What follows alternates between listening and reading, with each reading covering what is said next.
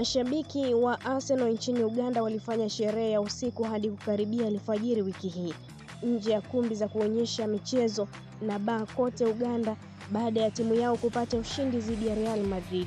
Timu hiyo yenye maskani yake kaskazini mwa London ilishinda bao 3-0 nyumbani katika mkondo wa kwanza wa hatua ya robo fainali ya ligi ya mabingwa. Kila klabu hiyo inapocheza, taifa hilo la Afrika Mashariki husimama sambamba na Manchester United. Ni timu za ligi kuu ya England EPL zenye mashabiki wengi Uganda. Ibada za kanisani zilizojaa mashabiki waliopambwa na rangi nyekundu na nyeupe za Guinness hufanyika kabla ya mechi kubwa.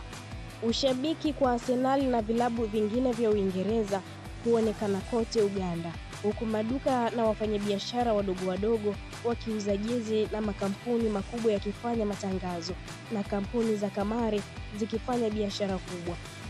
Nimeripoti soka kote barani Afrika kwa miaka mingi na naweza kukuambia ushabiki wa soka nchini Uganda uko katika kiwango kingine, anasema mwanahabari mkongwe wa michezo Isaac Mumema.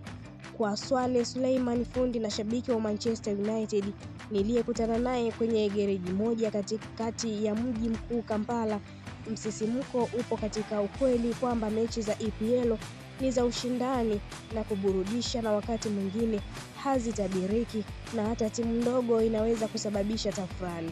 Vilabu vya England vina mashabiki kote Uganda hadi kupitia makundi ya WhatsApp ili kuendeleza mijadala zaidi mbali na katika kumbi na baa.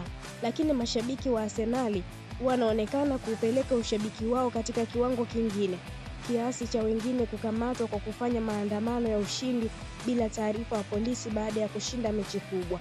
Hata hivyo, aina hii ya ushabiki pia ina upande mbaya. Mapenzi ya mchezo huu wakati mwingine hugeukia kuwa vurugu mbaya. Waganda wanapenda sana mpira wa miguu, anasema mwenyekiti wa chama cha makocha wa soka Uganda UFCA Stone Kiambade. Ushabiki huu wa soka umeongezeka zaidi kwa vijana kwa sababu wanatazama ligi kuu England popote walipo.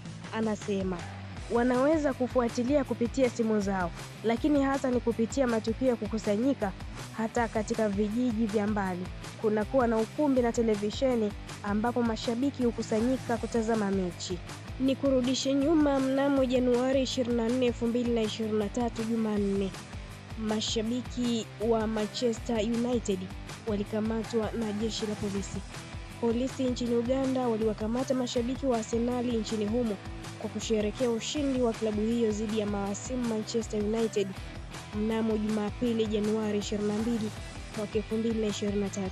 Mashabiki hao ambao ni zaidi ya 20 walikamatwa kwenye barabara za jiji la Jinja wakisherehekea ushindi huo, na hasa walijituliza kwenye seli za polisi. Kwa mujibu wa gazeti la Daily Monitor, mashabiki hao walikamatwa wakifanya gwaride la taji la FIFA kufuatia ushindi huo wa bao 3-2 dhidi ya Manchester United.